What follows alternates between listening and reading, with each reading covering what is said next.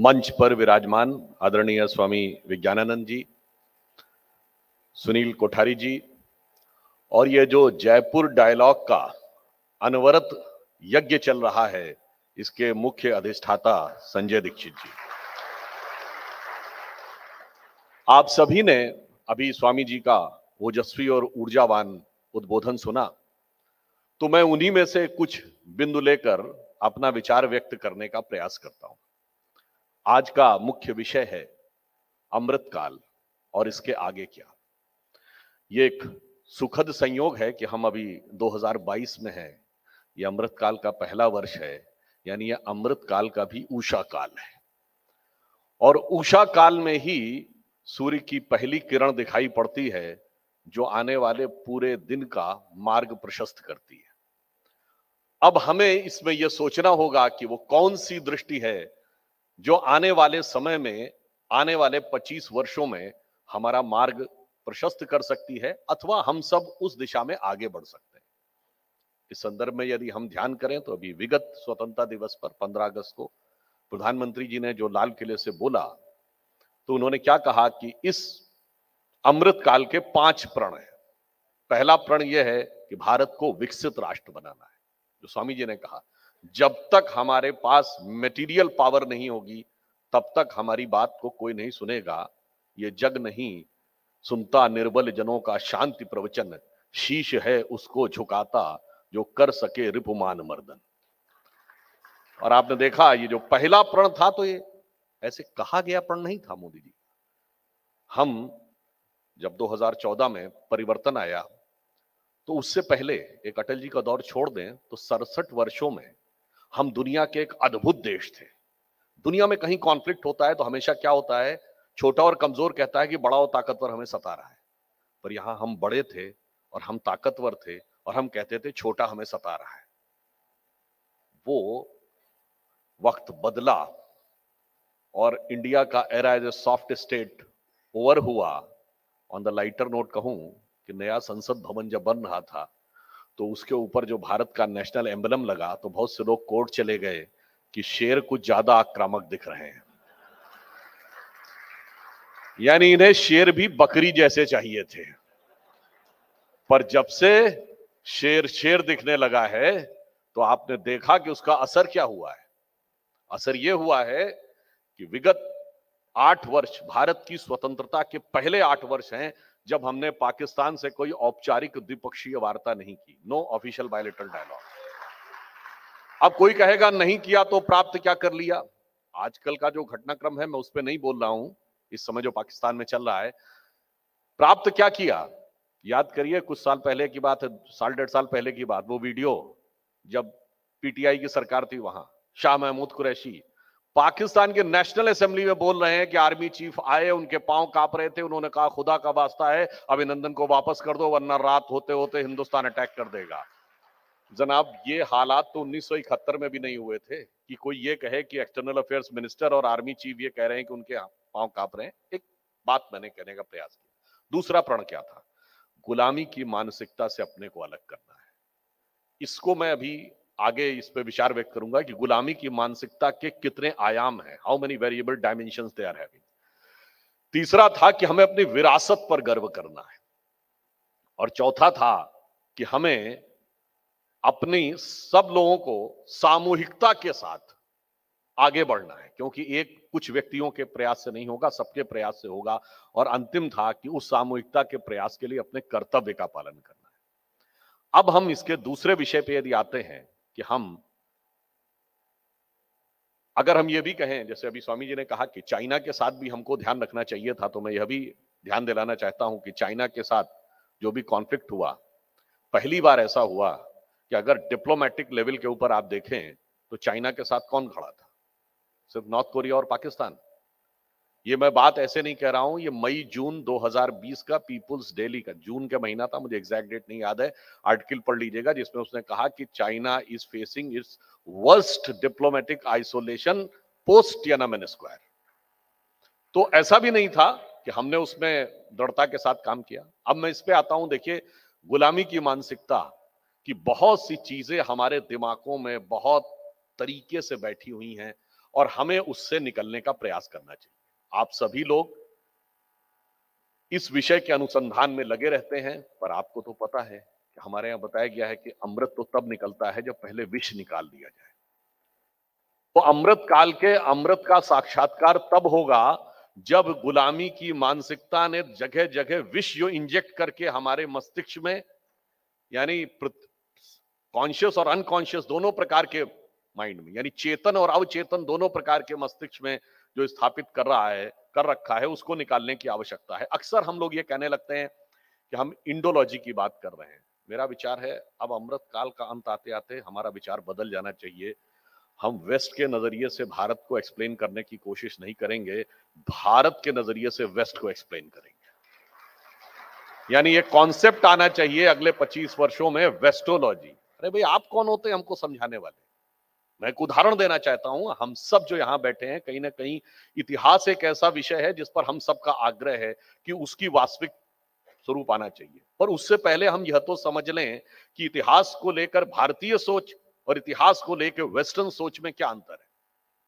वो अंतर यह है कि वेस्ट कहता है history is that branch of knowledge which can precisely depict and precisely determine the time of any event which has happened in the past. यही तो हिस्ट्री मानते हैं कि भूतकाल में हुई कोई घटना, उसका सही सटीक निर्धारण कर दें और सही समय का निर्धारण कर दें, ये इतिहास है। परंतु मैं आज आपसे पूछूं कि in this context Julius Caesar invaded England in 40 BC और 60 BC, how does matters today? तो उनकी इतिहास की डेफिनेशन तो कोई आज के युग में प्रासंगिक नहीं है। हमारे यहां इतिहास की परिभाषा यह है कि पूर्व काल में घटित हुई घटनाओं का वह स्वरूप जो वर्तमान समय में समाज में जीवन मूल्यों को स्थापित करने में भूमिका निभा सके। इसलिए हमारे यहां रामायण और महाभारत एक इतिहास है, मगर उस इतिहास में जोर रामलीला के ऊपर है। रामायण के भिन्न भिन्न पात्रों को पढ़िए, उनके चरित्र को समझिए, उनके चरित्र को अंगीकार करिए। यह उसका महत्व है। वो किस समय हुए थे, इसका महत्व हमारे लिए सेकेंडरी है और उनके लिए प्राइमरी है। इसीलिए जब तुलसीदास जी ने रामचरितमानस लिखी तो क्या शब्द है? रामचरितमानस। राम के चरित्र को मन में धारण करिए, ये इतिहास का उल्लेख है। और ऐसा नहीं है, अगर आप रामचरितमानस की अंतिम चौपाई पढ़ेंगे तो उसमें क्या लिखा है? कहत परम पुनीत इतिहासा, श्रवण ही करत सकल भ्रमनासा। ये परम पुनीत इतिहास है जिसे सुनने मात्र से सब प्रकार के भ्रम दूर हो जाते हैं। अब वो भ्रम कैसे दूर होते हैं और भ्रमों में क्या संबंध होता है, मैं सिर्फ एक उदाहरण के लिए बताना चाहूंगा। आप सबने वो सुना होगा, संस्कृत का बड़ा फेमस वाक्य, विनाश काले विपरीत बुद्धि। परंतु ये पूरा श्लोक आप में से कुछ लोगों को ध्यान होगा, और यह प्रसंग कहां पे है? यह रामायण का ही प्रसंग है, जब वो ये कहते हैं कि न निर्मिते न दृश्यते कदैव न श्रूयते स्वर्णमयी कुरंगी तथापि तृष्णा रघुनंदनस्य विनाश काले विपरीत बुद्धि। अर्थात न कभी बना, न कभी देखा गया, न कभी सुना गया कि सोने का हिरण होता है, फिर भी तृष्णा ने रघुनंदन को भी ऐसा घेर लिया कि विनाश काल में बुद्धि पलट जाती है। अब ये हमें क्या शिक्षा देती है? आज बहुत से लोग सोने का हिरण दिखाने की कोशिश कर रहे हैं। उस समय यानी भगवान राम जीवात्मा के प्रतीक हैं और सीता आत्मा की प्रतीक हैं। परमात्मा समझाता है सोने का हिरण नहीं होता। जीवात्मा भ्रमित हो जाती है, कहती होता है, मैंने अपनी आंखों से देखा है। और उसके बाद अपनी अंदर की समस्त परमात्म शक्ति को उसके अनुसंधान में लगा देती है। अब उसके बाद क्या आता है? उसके बाद आता है रावण। अब यहां ध्यान रखने की बात है, जब रावण आया था सीता हरण करने, क्या राक्षसी वेश में आया था? नहीं, साधु का वेश धर के आया था। आज भी बहुत सी ऐसी शक्तियां हैं जो लिबरलाइजेशन, ग्लोबलाइजेशन, मॉडर्नाइजेशन का आवरण धरकर आपके सामने आती हैं, और अंदर से देखने में लगता है कि ये तो बड़े अच्छे विचार के साथ आ रहे हैं। ये वैसे ही है जैसे रावण सीता जी से आग्रह करता है, बाहर आ जाइए, बाहर आ जाइए। जैसे ही मर्यादा की लक्ष्मण रेखा पार की, अब उसका असली स्वरूप दिखने लगता है। तो इसलिए हम ये कहना चाहते हैं कि आज हमारे सामने जो शक्तियां खड़ी हैं उसमें वास्तविकता क्या है, आवरण क्या है, ये हमें समझने की बहुत जरूरत है। मैं उदाहरण के लिए कहना चाहता हूं, ऐसे फ्रेजेस गढ़े जाते हैं, जैसे आप सबने सुना होगा लेफ्ट लिबरल। कभी आपने कोई लेफ्टिस्ट कंट्री बता सकते हैं जो लिबरल हो? मतलब left liberal itself is a paradox. It is like if somebody say that I am a devout atheist. अब दूसरी बात आप आइए, भारत में आकर जो हार्ड लाइनर मुस्लिम फंडामेंटलिस्ट हैं और लेफ्टिस्ट, यही लिबरलिज्म के सबसे बड़े प्रतीक बन जाते हैं। अब मैं आपसे पूछूं, एक आप कम्युनिस्ट कंट्री नहीं बता सकते जहां अभिव्यक्ति की स्वतंत्रता हो, और एक मुस्लिम कंट्री बताइए जहां अभिव्यक्ति की स्वतंत्रता हो।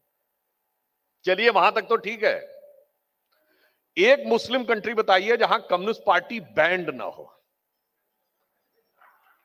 और एक कम्युनिस्ट कंट्री बताइए जहां तोप लगा के मस्जिदें ना उड़ाई गई हो। गजब का भाईचारा है, आपस में क्या भाईचारा है। और ये आकर हमको भाईचारे का प्रवचन देते हैं, और देखिए मजे की बात यह है कि प्रवचन भी क्या देते हैं, कहते हैं गंगा जमुनी तहजीब। अरे भाई, गंगा भी हमारी, जमुना भी हमारी, और तहजीब तुम्हारी। अरे मैं तो तब यह मानता जब आप कहते दजला फरात की तहजीब, तो हम मानते ये स्थिति। ये मैंने सिर्फ एक एग्जाम्पल दिया कि हमारे माइंड्स में किस प्रकार के शब्दों को दिमाग में गढ़ा जाता है और फिर हमारे ऊपर इंपोज कर दिया जाता है। जैसा कि अभी स्वामी जी बता रहे थे फिल्मों के बारे में ही, वो विषय तो हम लोग भी अब सबके संज्ञान में है कि किस प्रकार से धार्मिक और अन्य चीजों को किया जाता है। मैं उसमें एक और एंगल बताना चाहता हूं। जितनी भी फिल्में 50 साल में बनी, आपने प्रोफेसर को हमेशा सनकी पाया होगा। वो हमेशा 3 इडियट वाला वीरू सहस्त्रबुद्धे ही होगा। फौजी, उसका डिसिप्लिन उपहास का पात्र होगा। जिस स्टडी का वो उल्लेख कर रहे थे, उसी स्टडी में यह भी बताया गया है कि 68% या 65% से अधिक फिल्मों में हमेशा सिख उपहास का पात्र बनाया गया है। और इतना ही नहीं, जो डिसिप्लिन पढ़ने वाला स्टूडेंट होगा वो मजाक का पार्ट होगा, वो चतुर महालिंगम होगा। और जो हर प्रकार की शैतानी करने वाला होगा वो हीरो होगा, वो इनोवेटिव होगा। आप यह भी देखिए, और धर्माचार्य तो धूर्त होगा ही होगा, इसमें तो कोई किंतु परंतु ही नहीं है। आप यह भी समझिए कि धर्म मत संप्रदाय से लेकर समाज के वो सारे वर्ग जो समाज का आधार बनाते हैं, साइंटिस्ट हो, प्रोफेसर हो, फौजी हो, इन सबको, या धर्म की चेतना और नैतिकता स्थापित करने वाले लोग हों, उन सब के बारे में एक प्रकार का नैरेटिव सेट करने का प्रयास। और यह भी ध्यान करिए, जो मैंने बात पहले भी बोली थी, संस्कृत भाषा का ही मजाक उड़ेगा। अब उसमें चतुर महालिंगम क्या श्लोक सुनाता संस्कृत का? अरे साहब, South Indians are more well versed in Sanskrit than North Indian. South Indian से संस्कृत बोलने में गलती नहीं हो सकती, उर्दू बोलने में गलती हो सकती है। हमने भी बचपन में, मतलब मजाक में कह रहा हूं, एक सुना था कि जो एक आप सबने सुना होगा चाहे, वो शेर है ना मैं गिला करता हूं न शिकवा करता हूं, बस तुम सलामत रहो ये दुआ करता हूं। तो उसको अगर कोई स्लैंग में बोलेगा तो कहेगा ना मैं गिला करता हूं न सूखा करता हूं, तुम साला मत रहे यही दुआ करता हूं। अब ये भी बनाया जा सकता था ना, ये नहीं बनाना था, क्योंकि मजाक तो संस्कृत का उड़ाना था। इसलिए बड़े सटीक ढंग से नैरेटिव्स हमारे दिमाग में भर दिए जाते हैं, और वह ध्यान रखने की जरूरत है। जैसे मैं एक बिंदु और, क्योंकि आजकल युवा पीढ़ी सब प्यार मोहब्बत के दौर की बातें बहुत करती है, उनको भी समझना चाहिए कि इस चीज को लेकर भी आपके दिमाग में क्या चीज भरी गई है। वैसे तो अब तो हकीकत बिल्कुल बदल गई है कि ना किसी को अपनी बात कहना आता है, ना किसी को समझना आता है। जिसे एक शेर में कहा गया है कि मुझे अपना दर्द बयां करना नहीं आता, तुझे भी तो उसे एहसास करना नहीं आता। और वो दिन गए जब मोहब्बत हुआ करती थी जान की बाजी, अब कोई बिछड़ जाए तो कोई मर नहीं जाता। मगर अब जो मैं कहना चाह रहा हूं, ये जो फ्रेज यूज किया जाता है, everything is fair in love and war, ये फ्रेज तो इंग्लिश का है, और इसकी हिंदी क्या है? जंग और इश्क में सब कुछ जायज है। जंग, इश्क, जायज तीनों फारसी के शब्द हैं। किसी भारतीय भाषा में, संस्कृत या अन्य में कोई ऐसा आपको अनुसंधान करके बताइएगा कि युद्ध प्रेम में सब कुछ उचित अनुचित है, ऐसा कहीं नहीं। क्योंकि हमारे यहां प्रेम एक त्याग का प्रतीक है और युद्ध का एक धर्म है। और वो धर्म कैसा है, जैसा अभी उल्लेख किया पूर्ववर्ती वक्ताओं ने भी, कि भगवान राम जब रावण से युद्ध करते हैं तो रावण को भी इस बात का आभास हो जाता है कि भगवान राम क्या हैं, और जब रावण मृत्युशैया पे पड़ा होता है तो भी भगवान उसके पास अब लक्ष्मण को भेजते हैं। यानी आपके शत्रु के अंदर भी कोई क्वालिटी है तो हम ईमानदारी से एक्सेप्ट करेंगे, और हम उस समय ना उसका एनेक्सेशन किया उन्होंने, ना अपना कोई डिप्टी बैठाया यानी सब्जुगेशन किया, ना कोई ट्रीटी साइन कराई, ना डोमिनेशन किया। ये युद्ध का धर्म था। और युद्ध का धर्म हमारा ऐसा था कि वो जो आपको महाभारत का संवाद याद होगा कि सांपों का राजा अश्वसेन कर्ण और अर्जुन के युद्ध में जब कर्ण के तरकश में से आता है और वो कहता बस मुझे अपने बाण पर चढ़कर जाने दो तो अर्जुन को मैं डस लूंगा, तुम्हारा भी प्रतिकार पूरा और मेरा भी प्रतिकार पूरा, तुम्हारा दुश्मन मेरा दुश्मन। तो कहता नहीं, उन्होंने कहा कि ये मुझे नहीं स्वीकार है, क्योंकि मैं धर्म के आधार पर ही युद्ध कर रहा हूं, नैतिकता के आधार पर ही। तो वो ये कहता है, उसमें लाइन बड़ी सिग्निफिकेंट है, जो भारतीय संस्कृति का मूल स्रोत है, वो ये कहता है, अर्जुन है मेरा शत्रु किंतु वह सर्प नहीं नर ही तो है, संघर्ष सनातन नहीं शत्रुता इस जीवन भर ही तो, जन्म जन्मांतर की शत्रुता नहीं है। तो कहता है अगला जीवन किस अर्थ हो फिर हो द्वेषांत बिगाड़ू मैं, सांपों की जाकर शरण सर्प बन क्यों मनुष्य को मारूं। और ये डॉक्यूमेंटेड हिस्ट्री में भी लिखा गया, कर्नल जेम्स टॉड जिन्होंने यही राजस्थान की धरती पर annuls and antiquities of Rajasthan लिखी, वैसे उनकी हर बात से हम सहमत नहीं है, परंतु उन्होंने लिखा कि जो भारत के हिंदू राजा होते थे उनके लिए युद्ध ऐसा लगता था जीवन मरण का प्रश्न नहीं होता था, उनके लिए शक्ति प्रदर्शन का टूर्नामेंट होता था। वो स्पोर्ट्समैन स्पिरिट से युद्ध लड़ते थे, एक जीतता था और दूसरा चला जाता था, और जनता को कोई नुकसान नहीं पहुंचाया जाता था। हमारे यहां युद्ध खेल भावना से लड़े जाते थे और उनके कोलोसियम में खेल भी हिंसक होते थे, जब तक दूसरा मर ना जाए तब तक वो खेल चलता रहता था। जमीन आसमान का अंतर है हमारी और उनकी सोच में। इसलिए, और हमारे यहां प्रेम क्या था, जो अज्ञेय जी की कविता है कि वे मुर्दे होंगे प्रेम जिन्हें अनुभव रस का कटु प्याला है, वे रोगी होंगे प्रेम जिन्हें सम्मोहनकारी हाला है, मैंने विदग्ध हो जान लिया अंतिम रहस्य पहचान लिया, मैंने आहुति बनकर देखा या प्रेम यज्ञ की ज्वाला है। तो हमारे यहां कॉन्सेप्ट में एक टोटल डिफरेंस है, और उस डिफरेंस की वजह से हम ये मैंने सिर्फ बताने का प्रयास किया है कि हमें विष कहां कहां तक बैठा हुआ है और हमें कहां कहां तक विष को निकालना है। और विष निकालने के बाद होगा जानते क्या है, अमृत काल आते आते अगर हमारे अंदर से, जैसे किसी के अंदर पॉइजन आ जाए तो आप दवा देते हैं, एंटीबायोटिक देते हैं, फिर उसकी शरीर की नेचुरल पावर आती है ना बाहर। हमारे शरीर की जो जो नेचुरल पावर बाहर आएगी तो असली शक्ति सबको पता चलेगी भारत की। हम तो उसकी तरह हैं जैसे हनुमान जी अपनी शक्ति भूले हुए थे, उन्हें याद दिलाना पड़ा था कि पवन तनय सुन सुत पवन समाना, काचु पिसाद रहा बलवाना। हम उसी प्रकार हैं, अपरिमित शक्ति है, पर वह शक्ति भूले हुए हैं। जैसे ही यह विष निकलेगा तो स्वतः वो चीज प्रकट के होके सामने आ जाएगी। उदाहरण के लिए मैं बताना चाहता हूं, इसमें एक डेफिनेशन में, और जो एक बार मैंने पहले भी जिक्र किया है, गुरु और शिष्य और शिक्षा को लेकर हमारा और उनका कॉन्सेप्ट में जमीन आसमान का अंतर है। वो कहते हैं एजुकेशन वो है which can impart certain knowledge to you, certain information to you, and that information will transform your personality. यही तो कहते हैं ना। हमारे यहां ऐसा नहीं कहा गया है। हमारे यहां ज्ञान देना ये मुख्य काम नहीं है, जिसको मेटलिस्टिक ज्ञान कहते हैं हमारे यहां अविद्या कहा गया है। हमारे यहां माना गया हर व्यक्ति ब्रह्म स्वरूप है, अहम ब्रह्मास्मि। ज्ञान तो उसके अंदर ओतप्रोत हो रहा है, केवल उसके ऊपर माया का आवरण है, जैसे शीशे के ऊपर गंदगी जमा है, बस उसको हटाना है। और जब जो उसमें से शेष होकर निकलेगा, ये शिष्य शब्द जो है वो संस्कृत के शेष का एडजेक्टिव है।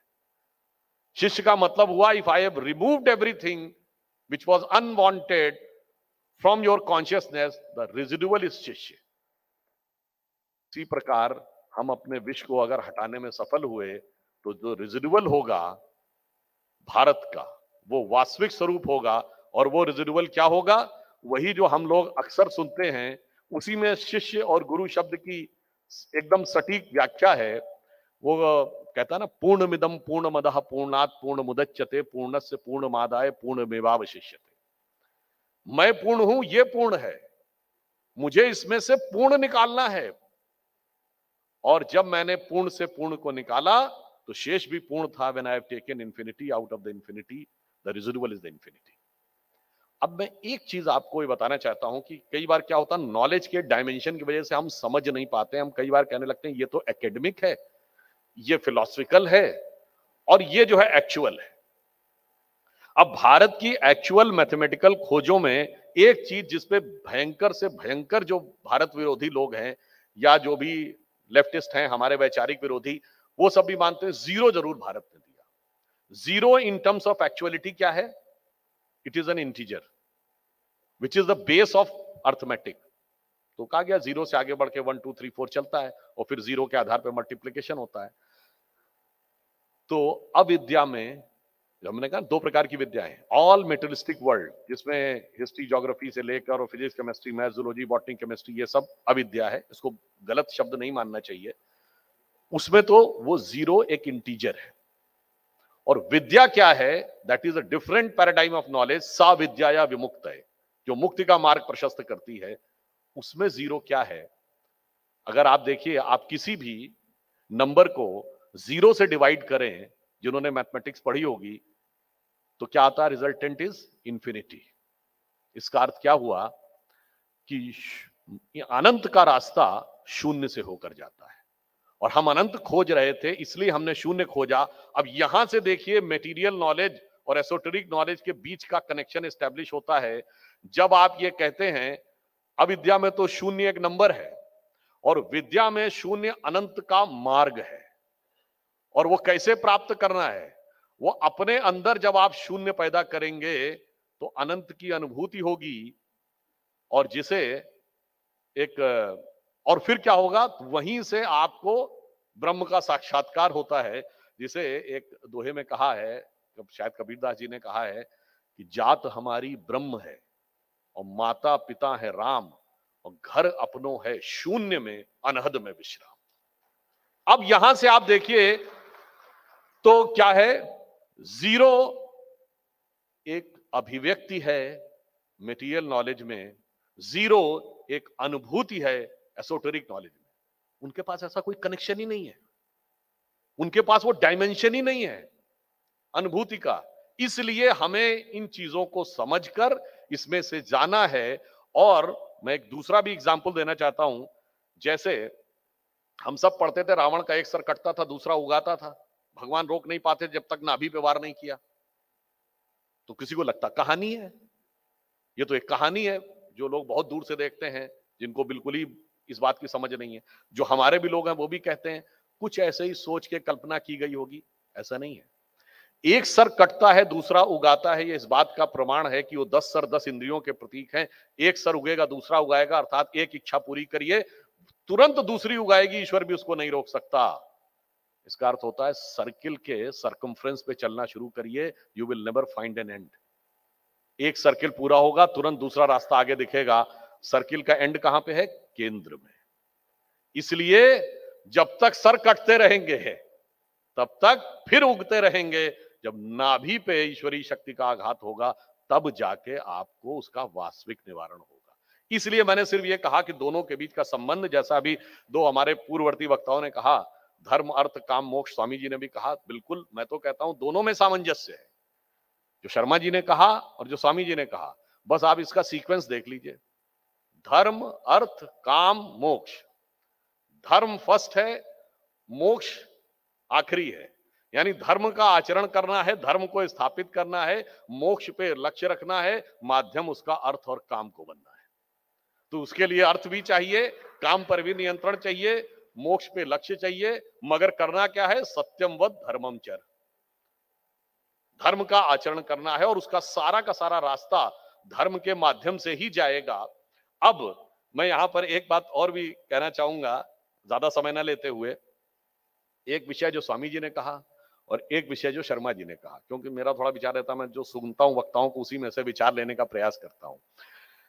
देखिए, उन्होंने, स्वामी जी ने कहा कि चाइना के साथ हमारा इस समय निश्चित रूप से प्रतिस्पर्धा है, परंतु विश्व जिस तेजी से बदल रहा है, बताइए 25 साल पहले कोई सोच सकता था कि चाइना अमेरिका को आंख दिखा देगा? आज दिखा रहा है। तो हमें भी कॉन्फिडेंस रखना चाहिए, 25 साल में हम भी बहुत कुछ कर सकते हैं। दूसरा, टेक्नोलॉजी के लेवल पे देखिए, सिर्फ 26 साल पुरानी बात है। आप सबको अगर याद हो 1996, जब पहली बार उस समय के world chess champion Garry Kasparov ने आईबीएम के कंप्यूटर डीप ब्लू के साथ बाजी खेली थी। वो पहला मौका था जिसे आज हम आर्टिफिशियल इंटेलिजेंस कहते हैं, ये उसका सूत्रपात था। आज इतनी बड़ा डिजिटल रिवॉल्यूशन दुनिया में आएगा, शायद 26 साल में किसी ने नहीं सोचा होगा। मगर इसीलिए हम कह रहे हैं अगले 25 साल में इस अमृत काल में क्या होगा, इसको लेकर किसी प्रकार का बॉन्डेज या कवर दिमाग में मत रखिएगा। बहुत कुछ हो सकता है, स्काई इज द लिमिट। मगर उन्होंने एक वाक्य बोला था स्वामी जी ने, धनात धर्मः तथा सुखम। धन तो चाहिए, पर सुख का कारक वही है जो धर्म के मार्ग से व्यय होता है। अब हम ये कहें, जो भोग के माध्यम से व्यय होता है वह विनाश का कारण बनता है। इसका प्रतीक है अमेरिका की भोगवादी संस्कृति, दिल मांगे मोर। और जो अधर्म के मार्ग से व्यय होता है वो भी विनाश का कारण बनता है। फिर चाहे वो पाकिस्तान व्यय कर रहा हो या जिस भी प्रकार की चीजों में चाइना या अन्य देश व्यय कर रहे हो। तो मैं ऑन द लाइटर नोट सिर्फ ये कहना चाहूंगा, जब भी हमारे बीच में संपर्क होगा, तो चाइना ऑफिशियली तो कम्युनिस्ट कंट्री है, प्रैक्टिकली हो ना हो। प्रैक्टिकली तो कैपिटलिस्ट का भी कैपिटलिस्ट है, पर ऑफिशियली तो कम्युनिस्ट कंट्री है। वहां की कम्युनिस्ट पार्टी का कोई भी व्यक्ति कोई धार्मिक अपने धर्म का वो नहीं कर सकता, वरना उसे जेल तक हो सकती है। तो यानी वो धर्म को नहीं मानता, तो वो अधर्म का प्रतीक है, विधर्म का प्रतीक नहीं है। विधर्म हुआ दूसरे धर्म को मानिए, आप जो हमारा विचार है उसको मत मानिए, मगर आस्तिक तो रहिए, जैसे पाकिस्तान है या वेस्टर्न वर्ल्ड है। अंग्रेज और औरंगजेब थे, विधर्मी थे पर अधर्मी नहीं थे। अब अगर वो दुनिया में सबसे बड़ा धर्महीन होने का प्रतीक है, और हम क्या हैं, दुनिया में सबसे बड़े धर्म के प्रतीक हैं। भारत को रिलीजियस स्पिरिचुअल माना जाता है, और ये ध्यान रखिए, ये हमारी सनातन संस्कृति, हमारी चिरंतन संस्कृति, हिंदू संस्कृति, यह हमें संदेश देती है, जब भी अधर्म और धर्म के बीच का द्वंद्व होता है तो अपेरेंटली हमेशा अधर्म की पावर ज्यादा होती है। पर परिणाम क्या होता है, वो जो सर्वोच्च न्यायालय के एम्बलम पे लिखा है, यतो धर्मस ततो जयः। तो इसलिए आप ये समझिए कि हम अपने अर्थ का प्रयोग सकारात्मक दृष्टिकोण से कर रहे हैं। हम दुनिया को डोमिनेट करने के लिए नहीं कर रहे हैं, हम दुनिया को मोटिवेट करने के लिए कर रहे हैं। अब मैं अंत में जो सतीश शर्मा जी ने कहा था कि भाई हिंदू रेडिकलाइज क्यों नहीं होता, उसका कारण यह है कि हम वो थे जिसने प्रॉस्पेरिटी की पीक देखी थी, जो एंगस मेडिसन का उल्लेख स्वामी जी ने किया। मैं एक बात कहना चाहता हूं, कोई ये कहे कि कोई इसको कल्पना माने, तो मैं कहना चाहता हूं, अरे भाई सोने की लंका और राजा ययाति का मणियों का महल, अगर भाई तुम इसे कल्पना भी मानते हो तो ये सिर्फ हम ही क्यों कर पाए? कल्पना नहीं थी, ये आपका सोचना है। अरे हम वो हैं जिसने आकाश से गंगा उतारी, जिसने सागर पर सेतु बनाया, जिसने नक्षत्रों को संज्ञा दी, जिसने दुनिया को संख्या दी। आपको लगता होगा कल्पना है, क्योंकि आपका ज्ञान का लेवल अभी कम है। जैसे 100-125 साल पहले यहां से अमेरिका बात हो रही है, कल्पना थी, आज यथार्थ है। मगर मैं कहता हूं भाई, कल्पना भी मानो तो तुम्हारे यहां ऐसी कल्पना क्यों नहीं हुई? क्योंकि हम बाहर इतना अचीव कर चुके थे, जिसे स्वामी राम तीर्थ ने कहा था, O brimful is my cup of joy, having fulfilled all desire, what shall I do and where to move, I fill all the space, no room to move. अब क्या था, इसलिए हमारे यहां बाहर प्राप्त करने की इच्छा नहीं थी। हम सोने की चिड़िया भी थे, हम सबसे संघर्षशील भी थे, हमारे यहां शाका और जौहर भी होता था, तो हम जगत गुरु भी थे, क्योंकि हम बाहर जीतने के लिए नहीं जाते थे, हम अपने को जीतने का प्रयास करते थे। इसीलिए हिंदू रेडिकलाइज नहीं होता, वो तो एक अलग बात है। Hindu is the only, if somebody consider it as a religion, जो कन्वर्जन में विश्वास नहीं करता। There is no mention of conversion in any Hindu text. इसीलिए India is the only country in the world which doesn't believe in invasion. इसीलिए हमने कभी किसी कंट्री पे इन्वेजन नहीं किया। तो दोनों की बातों का सामंजस्य ये है, जो अटल जी की बड़ी प्रसिद्ध कविता है, हिंदू तन मन हिंदू जीवन रग रग हिंदू मेरा परिचय, जो उसका अंतिम छंद है कि होकर स्वतंत्र मैंने कब चाहा मैं कर लूं जग को गुलाम, मैंने तो सदा सिखाया है करना अपने मन को गुलाम। गोपाल राम के नामों पर कब मैंने अत्याचार किया, कब दुनिया को हिंदू करने घर घर में नरसंहार किया, कोई बतलाए काबुल में जाकर कितनी मस्जिद तोड़ी, भूभाग नहीं शत शत मानव के हृदय जीतने का निश्चय, हिंदू तन मन हिंदू जीवन रग रग हिंदू मेरा परिचय। अब आप कहेंगे, अब मैं आता हूं फाइनल कंक्लूड करते हुए, जो चाइना वाली बात अमित जी ने कही, चाइना का आज वर्ल्ड में बड़ा प्रोमिनेंस है। कोई ऐसा कंट्री नहीं जहां उसका डोमिनेशन न दिख रहा हो।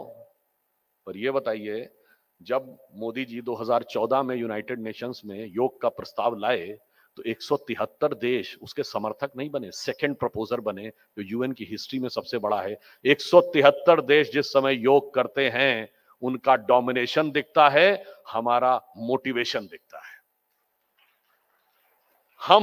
और ये वेद आता कहां से है, ये योग आता कहां से है? वेद से ही आता है। जो षठ दर्शन है, सांख्य न्याय वैशेषिक योग मीमांसा वेदांत, उसी योग में तो एक योगासन है, अष्टांग योग में। तो ये सिर्फ इस बात का उदाहरण है कि जब हम राइज करेंगे तो दुनिया को क्या देंगे। हमारा राइज जगत के कल्याण के लिए होगा और किसी और का राइज उनके अपने कल्याण के लिए हो सकता है। और फाइनली एकदम फंडा क्लियर रखिए कि हमारा राइज होने जा रहा है इन 25 वर्षों में, चाहे कुछ भी सामने दिख रहा हो। आप सब हिस्ट्री के गहरे जानकार हैं। आज से 2500 साल पहले जब हमारा डाउनफॉल शुरू हुआ, उससे पहले we were the economic, military and intellectual power centre of the world. जब हमारा डाउनफॉल हुआ तो पावर सेंटर कहां शिफ्ट हुआ? King Darius of Persia, Persian Empire. जब उसका डाउनफॉल हुआ तो मेसोपोटामियन एम्पायर, उसका डाउनफॉल हुआ तो टर्किश एम्पायर, फिर उसका डाउनफॉल हुआ तो रोमन एम्पायर। तो रोमन एम्पायर की पहले कैपिटल थी कॉन्स्टेंटिनोपल, जो आज टर्की का इस्तांबुल है, फिर चली गई रोम में। रोमन एम्पायर, रोम का डाउनफॉल हुआ तो पुर्तगाल और स्पेन। शिफ्टिंग का पैटर्न देखिए, पुर्तगाल और स्पेन के बाद ब्रिटेन और फ्रांस, ब्रिटेन और फ्रांस के बाद अमेरिका, अमेरिका में सबसे prosperous West Coast, San Francisco, Los Angeles belt. अब आ जाइए पिछले 100 साल में। उसके बाद जापान की इकोनॉमिक धमक पूरी दुनिया में सुनाई पड़ी। अब आ जाइए पिछले 50-60 साल में, tigers of the Asia Pacific, Hong Kong, Taiwan, Singapore, Macau. अब आइए पिछले 20 साल में चाइना। तो अगला पड़ाव क्या है? तो धनात धर्मा तथा सुखम भी पड़ाव है, और यतो धर्मस ततो जया भी पड़ाव है। इसलिए ये कहते हुए अपना विचार समाप्त करता हूं। बिल्कुल मन में स्पष्ट रखिए कि इस अमृत काल में अमृत का उदय होने जा रहा है। हमें बस मोदी जी ने जो 5 प्रण बताए हैं वो अपने मन में रखना है, और जलने वाले जितना जलना है जलते रहें। जो एक बात और कह दूं, जो स्वामी जी ने कहा ना कि राष्ट्रीय स्वयंसेवक संघ ने जो भूमिका निभाई है, और आप कहते हो जलती हुई फोटो दिखाई गई थी। हाँ, तो हम बताते हैं कि हम जलते हैं, पर जलने का हेतु क्या है? हम बचपन में वो कविता सुने थे ना, हम केशव के अनुयायी हैं, हमने तो बढ़ना सीखा है। उसकी एक लाइन थी, अंधकार में बंधु भटकते, पंथ बिना व्याकुल दुख सहते, पथ दर्शक दीपक बन तिल तिल हमने तो जलना सीखा है। तो हम उस प्रकार से मार्ग प्रशस्त करते हैं। इसलिए एकदम कॉन्फिडेंस रहिए। We were having a glorious past and we are having a promising future. और हमारा विकास का मॉडल क्या होगा? जो गुजरात में मोढेरा में दिख रहा है। सोलर एनर्जी का इंटरनेशनल सोलर अलायंस भारत में बना। सोलर एनर्जी 300 गीगावाट तक 2030 में पहुंचेगी। पहला विलेज ऐसा बना जिसके हर रूफ के ऊपर सोलर होगा, और वहीं भगवान सूर्य का मंदिर भी होगा। तो इसलिए यहां पर उस ग्लोरियस पास्ट और प्रॉमिसिंग फ्यूचर का समन्वय होगा।